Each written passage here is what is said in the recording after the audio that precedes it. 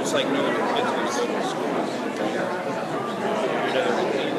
Like when they're come off everybody's once you're in this situation. I'm not sure what the situation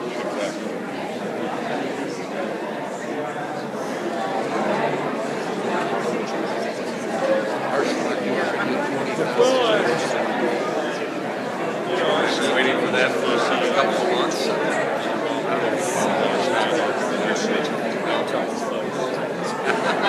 He'll be happy with it. And what is he doing?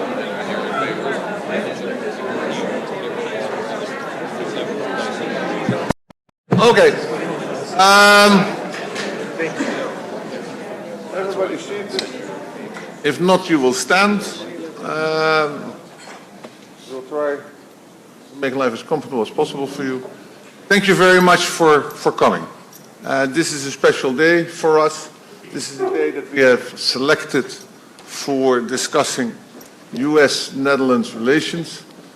We didn't know how accurate we would be in hindsight of selecting this date 5 days after the inauguration of a new president and after, I think, which will probably be a sea change in the way that politics will be done in the United States and maybe also with the outside world. We have been discussing that today with a number of experts that we had invited in various sessions in the morning, and we are closing this day with a wonderful panel.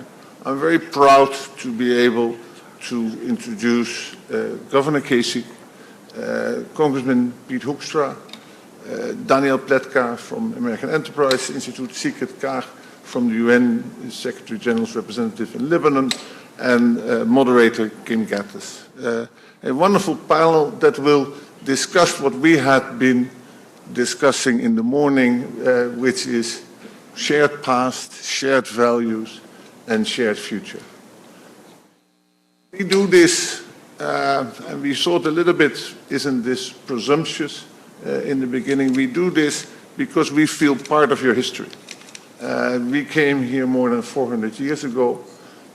We have a very strong economic bond with the United States. 740 people, that's Washington, D.C., Denver, Colorado, work because of Netherlands investment. We have been the third or fourth biggest investor in this country. We have traded with you for a very, very long time. We have fought with you for a very long time. Shoulder to shoulder, we have fought with you in Afghanistan, we have fought with you in Libya, we are at the moment with you in Iraq and in Syria. Most importantly, you have liberated us in 1945 together with the Canadians.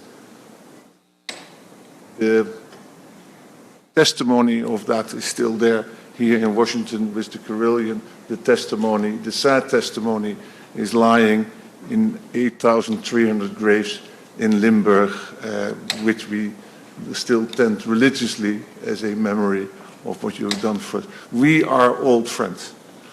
We are old friends, and therefore we thought it would be a good idea to discuss our friendship and the future of our friendship. Teddy Roosevelt once said that you cannot discuss the future without knowing your past. So I want to start with the past. And I want to start with the past also because everybody here who has been living in the United States for the past year know that there has been a discussion about New York values. There were two candidates who had a disagreement about what New York's values exactly were. We can tell you what New York values were. New York's values landed on the shores of New Amsterdam in 1609, coming from Amsterdam. And that's why I've, first of all, wanted to give the floor to Russell Shorto, an author, writer of a wonderful book, Island in the Center of the World, about that moment, about that time, about the values that we brought to your shores. And I think the discussion of today would be, are those values still valid? More than that, how deep is our friendship, and will our friendship be there in another 400 years to come? Russell Shorto.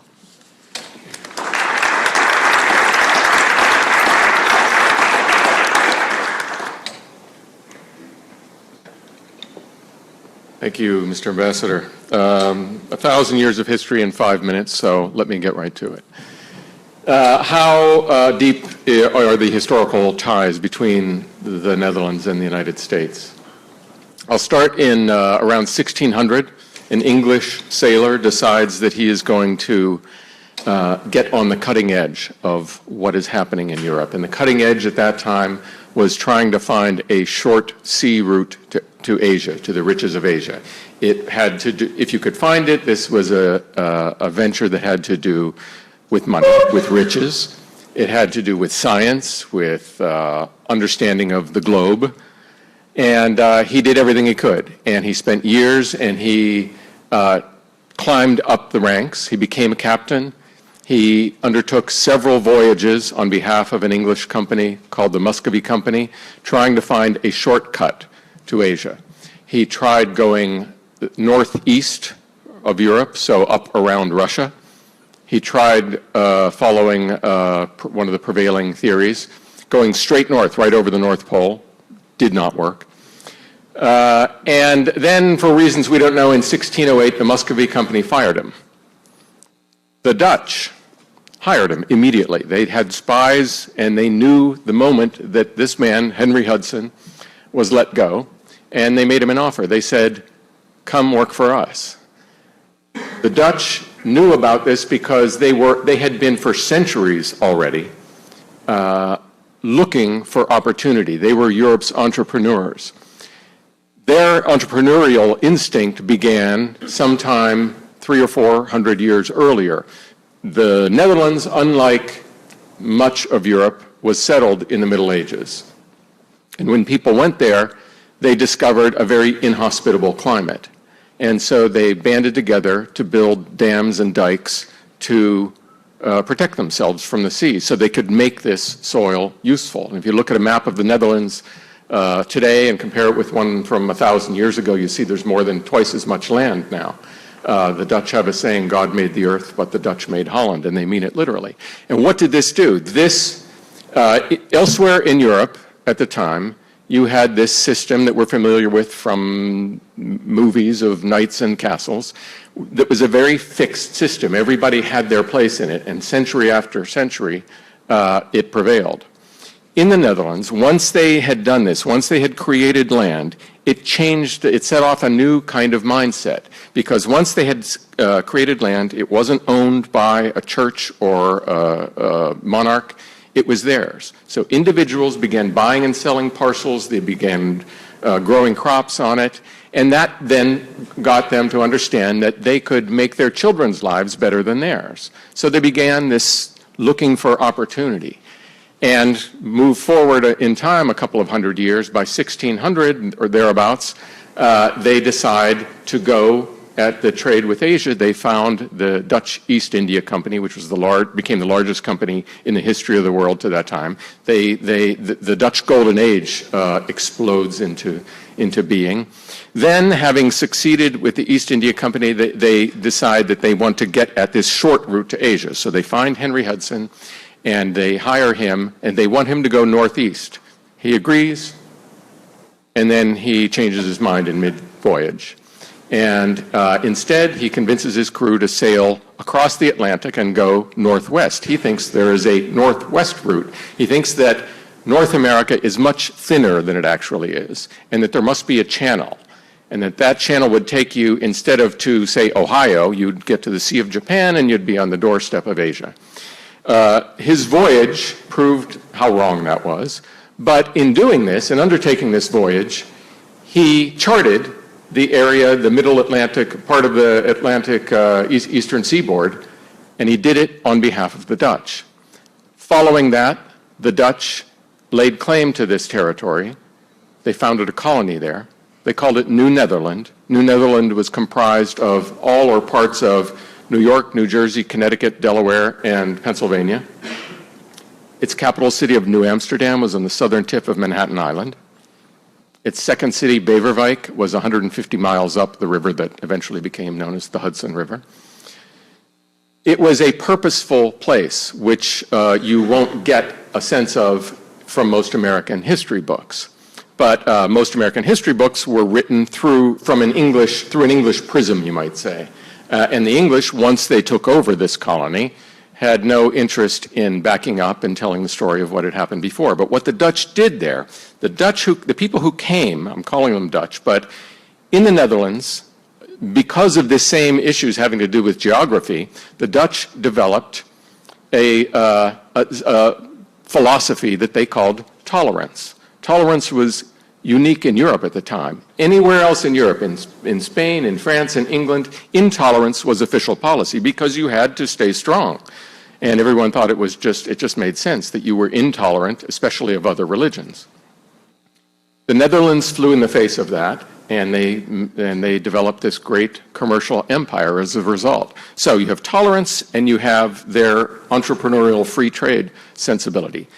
This mix of people, because they were tolerant in Europe, they developed a kind of melting pot society. And these people came to the New World, came to New Amsterdam, and you had Poles, you had Swedes, you had Danes, you had Germans, you had English and Dutch, and they lived on this, they based themselves on the capital of New Amsterdam, and they began doing what they had been doing for a long time, looking for opportunities. It was run by the West India Company, which tried to maintain a monopoly, but it failed miserably. And once they opened up, once they broke down the monopoly and opened up trade, individual trading houses in Amsterdam sent one of the sons to open a branch office in New Amsterdam. And when that happened, you really then began to see a new kind of society take off in the New World. And if you compare that with what was going on in New England, what the English were doing, they were still following this kind of old, more medieval approach to forming a society, and they pursued that in the New World. What the Dutch did was they brought these two things, tolerance and free trade, and they formed a new kind of place. It succeeded. It worked so well that when the English took over, when they invaded in 1664, they took over a colony that they knew was working very well. They didn't understand it, but they maintained many of the features. Many of the mayors of New York City, once New Amsterdam was renamed New York, were Dutch. The Dutch remained. They didn't go anywhere. This mix of peoples remained. And so it formed a different kind of identity, different from New England, different from Virginia. And that stayed, and you see that in American history. When you go up through the American Revolution, New York behaves differently from the rest of the colonies, and this has everything to do with its beginnings.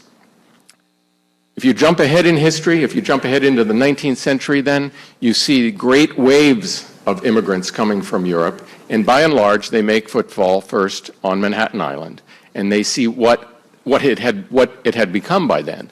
This tolerance and this free trade has now spawned a society where multitudes of people speaking different languages and worshiping different faiths are struggling to get ahead by what we would call upward mobility.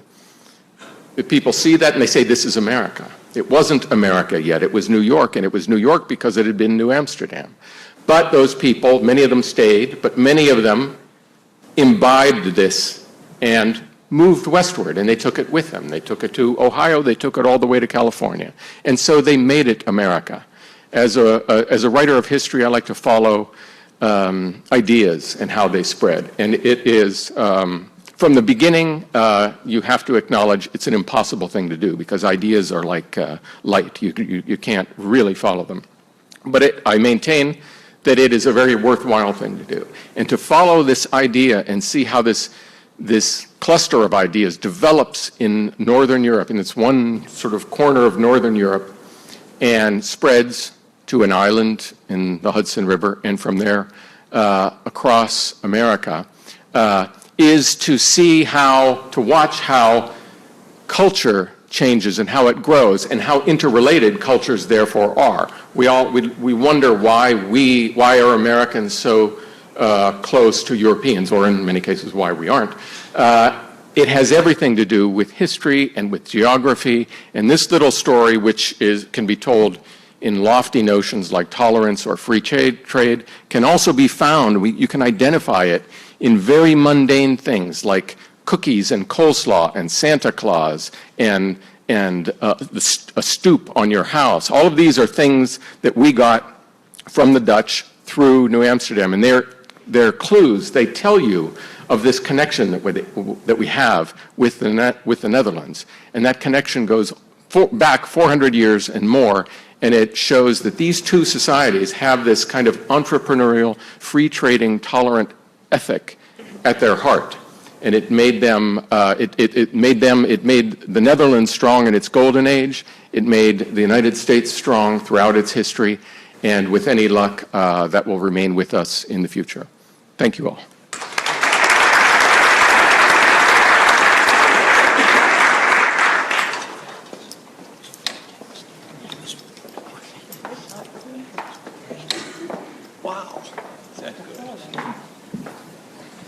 Good afternoon, everyone.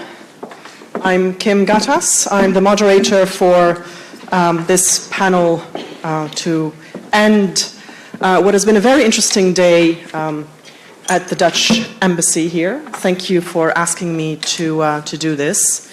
Our panelists are going to dive into some of the issues that we discussed during the day in some closed sessions. And we started this morning, Ambassador, with you telling us that 5 days after the inauguration of President Trump, we're still somewhat in the fog. I think that in some of the closed sessions that we held this morning, some of that fog dissipated, and we'll try with this panel to forge ahead in that mission of trying to understand how cooperation can continue under this new administration with allies across the Atlantic. And of course, the shared values and shared past that is there and that has been there for centuries is also about free trade and tolerance. And yet today, we hear from President Trump that he signed an executive order to build a wall between Mexico and the United States, true to his campaign promise. He's also opted out of TPP, and we understand that he will sign an executive order to stop refugees coming into the country and restrict visas for people from 7 Muslim-majority countries. And the mood across the Atlantic is quite somber, and I'd like to explore whether there is reason for that. And what are the opportunities? Because surely in every crisis, if somebody perceives that there is a crisis, there are also opportunities. And I'd like to start with you, Governor Kasich, because you wrote an opinion piece earlier this month about the importance of alliances. You titled it, or the magazine titled it, "Reject False Prophets, Protect Our Allies." Yet Donald Trump has been quite dismissive, even flippant, about an organization like NATO. At the same time, we hear from his Secretary of Defense that there is an unshakable bond with NATO. So, how does Secretary of Defense Mattis convince Donald Trump that he should stick by NATO?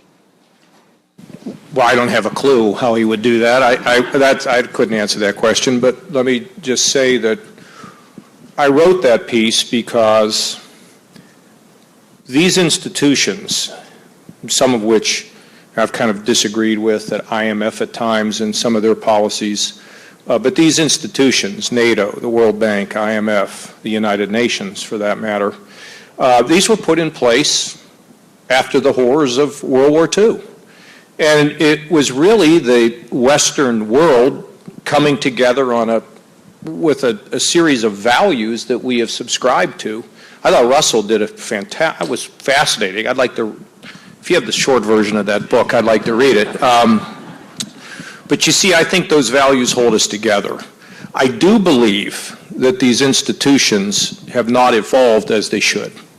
It's really easy for government to stand still, and even though they're not quite government, they're sort of quasi-government. And when institutions don't change, then I think they become subject to attack. And that would be the one thing I would point out. You just can't stand still. We can't stand still in our state. You can't stand still in the country, because I used to be a congressman. I served on the Defense Committee for 18 years. I think these alliances are critical. I don't think they're going to go away, but I do want to suggest this to you. And I want to say it right, properly.